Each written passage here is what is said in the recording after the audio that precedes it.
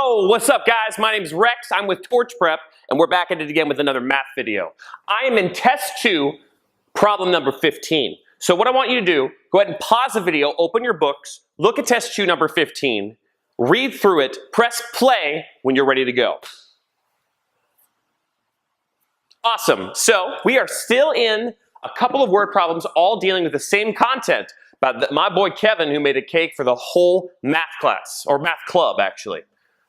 This time, they're not really asking you much about this cake anymore. Oh no, they are moving away from these simple geometry questions and they're giving us a lot of new content all of a sudden.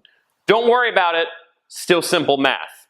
And if you're freaked out by all this word problem stuff, go ahead and skip this and do it in the second sweep through the test when you are in the work portion. But if you feel comfortable with the word problem strategy, know this kind of stuff isn't that hard. Look inside of it for 30 seconds and see what kind of math are they asking you to do. This one, the math isn't that bad. So let's use our word problem strategy on number 15. Step 1 is what are we trying to find? The question tells us we're trying to find the total amount paid to Kevin since he volunteered to bake that cake, buy the supplies, what have you. What information do we know? That's what we do in step 2. So, the math club has agreed to pay him $5 for just all the prep work and baking that he did. Also, they're going to pay for the cake mix, which was $1.73. They're also going to pay for the icing, which was $2.67. And they're also going to pay him back for the 5% sales tax on those 2 items. Now, let's look at step 3. Basically, what we want to do is we want to find, adding all of these together, but we also have to find out what is 5% of these 2 numbers. When we find out the sales tax of both items, we can add those amounts to the price of the items and the price they paid him for basically the labor that he put into it. All that together will equal the total amount the math club is paying him. That will be exactly what we do here in step 3. So first of all, what you could do to find the amount for the cake mix, it's $1.73.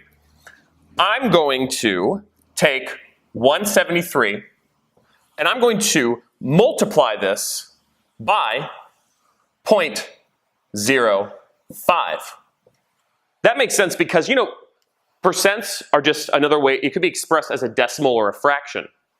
If 1 equaled 100%, 0.05, that's the same as 5%. So if I multiply this, whip out that calculator, throw that in there, you will find that 5% of 173 will be 0.09. This is really helpful that we're using decimals because obviously money uses decimal points, not a percentage, not a fraction. So let's do the same thing for the icing.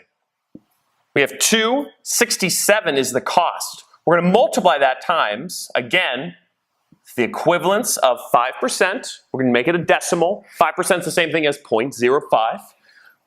Throw that in the calculator. That becomes 0.13. Awesome. We've found the sales tax on both of those items. So we now have a lot of terms to add together. We have 0.09 plus 0.13 plus 1.73 plus 2.67. Ran out of room. So I'm going to put way out here in the front. The other thing is the $5 they're paying him to prep.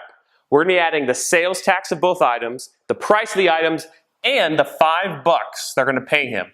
Add those all up in your calculator, and you will get a total of $9.62 as the total amount the club will pay him. Look through your answers, you will find that is letter choice D. You got it right. Great job.